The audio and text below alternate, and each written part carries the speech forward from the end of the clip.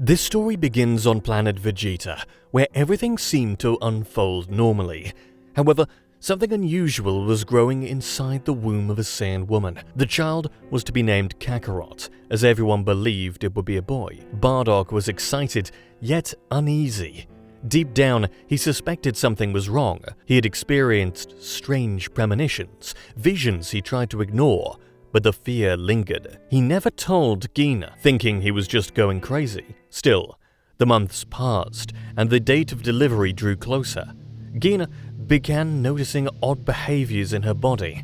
While cooking one day, a small utensil fell behind her, and without consciously realizing it, her body turned and caught it before it hit the floor.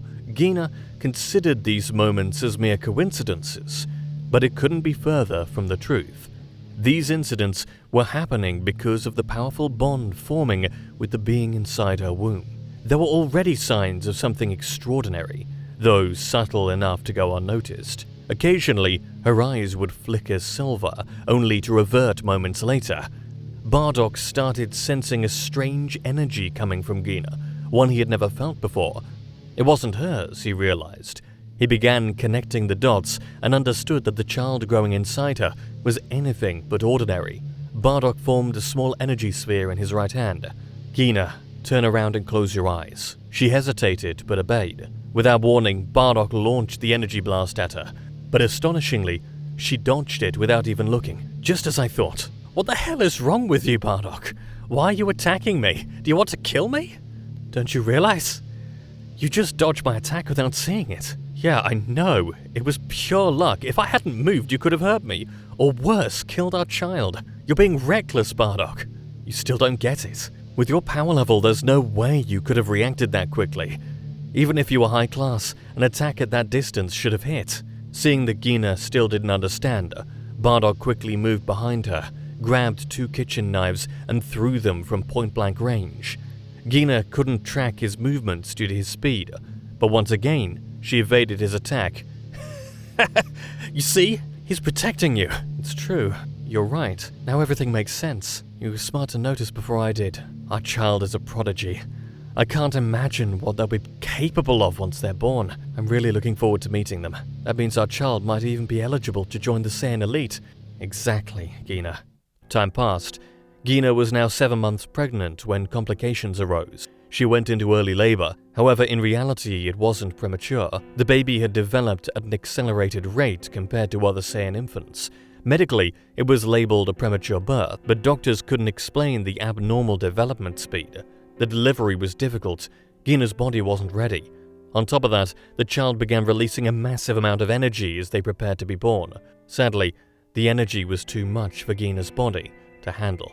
She died during childbirth. To save the child, they had to perform an emergency incision. It was then that Bardock saw something unexpected. The child wasn't a boy. He was stunned. A whirlwind of emotions struck him. Gina was gone, and the son he had dreamed of turned out to be a daughter.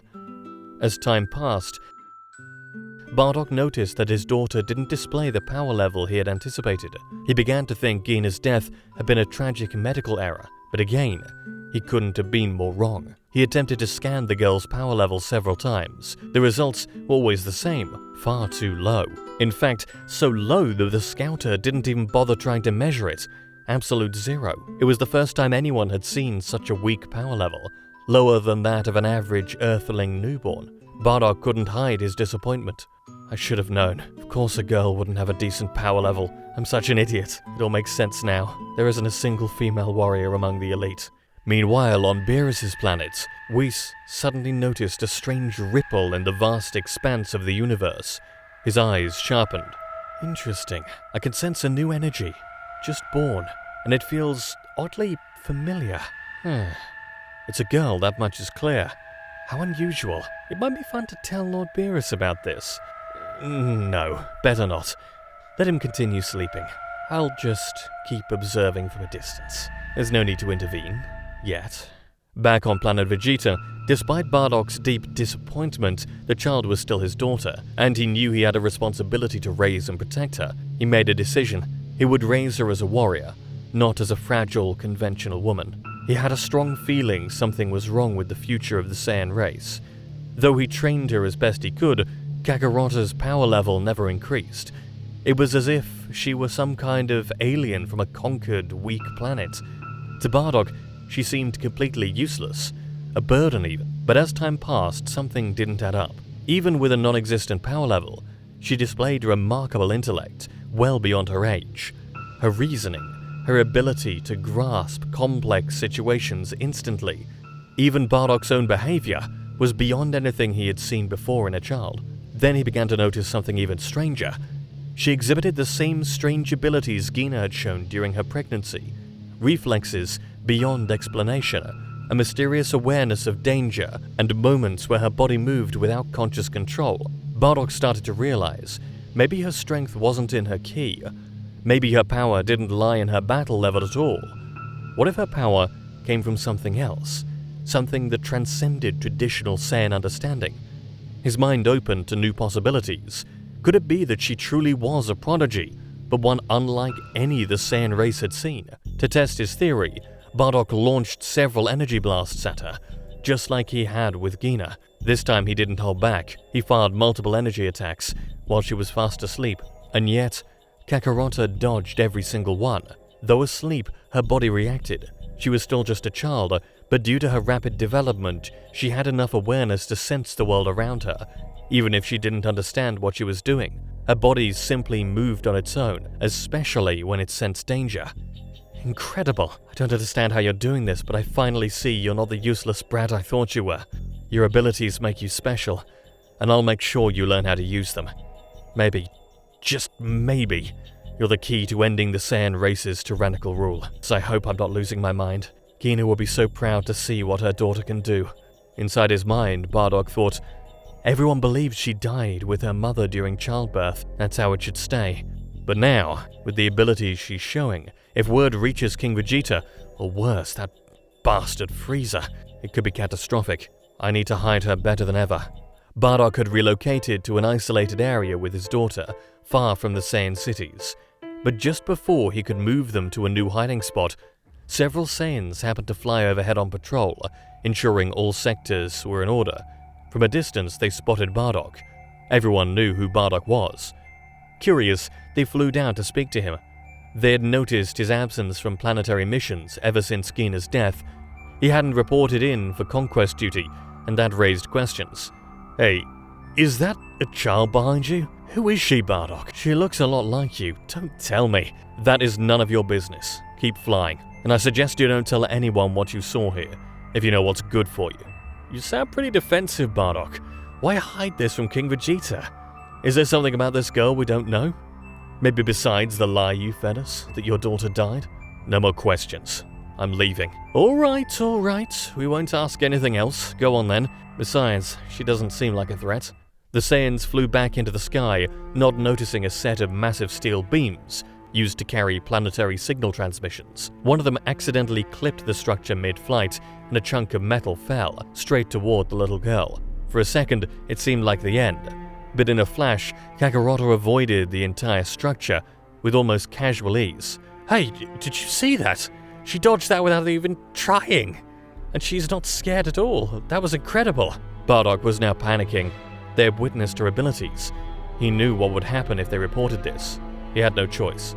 I'm sorry, but you weren't supposed to see that. I didn't want it to come to this. What are you talking about? Before the words finished leaving his mouth, Bardock struck. A single devastating blow pierced the Saiyan's heart. He dropped to the ground, lifeless. The others froze. They begged for mercy, swore they'd never tell a soul, but Bardock couldn't risk it. One by one, he killed them all. Yet one of them, barely clinging to life, managed to send a warning to King Vegeta through his scouter before dying. Bardock realized what had happened. Rage and desperation filled his chest. Damn it! He slammed his fists into the ground over and over, fury burning in his veins. He had just killed 5 of his own, and now he was a fugitive. Worse, he was hiding a child with unknown powers. King Vegeta received the message, furious and alarmed. He ordered every soldier to locate Bardock and his daughter. Bardock was to be executed, and the girl evaluated. If her power posed any threat, she'd face a fate even worse than Broly's. King Vegeta wasn't willing to take any chances, not after what had happened with Broly. He wanted Bardock and the girl found at any cost. From that moment on, the entire Saiyan military, elite units included, were mobilized to track them down. Bardock, however, was a master at hiding. He knew every inch of planet Vegeta better than anyone. Their story had gone beyond military orders. It became planetary news. Every inhabitant, soldier or civilian knew about Bardock and the mysterious girl. A massive bounty was placed on their heads. The reward was enough to drive entire squads into a frenzy to find them. Word even reached Frieza himself. A girl? How amusing.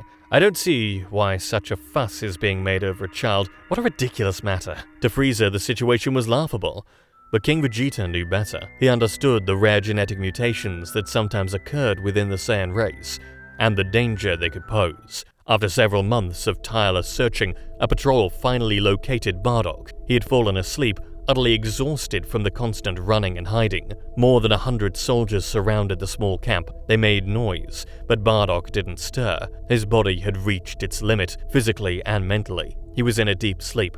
But Kakarota was awake. Despite her age, her senses were alert. She didn't cry. She didn't scream. She simply watched. When Bardock finally opened his eyes, the air was still, silent. He sat up slowly, and what he saw shook him. Dozens, no, a mountain of bodies lay scattered across the ground. Every single soldier was dead, not a scratch on her. What the hell happened? I didn't feel a thing. I didn't sense anything. And the gods, you're okay. Did you do this, my daughter?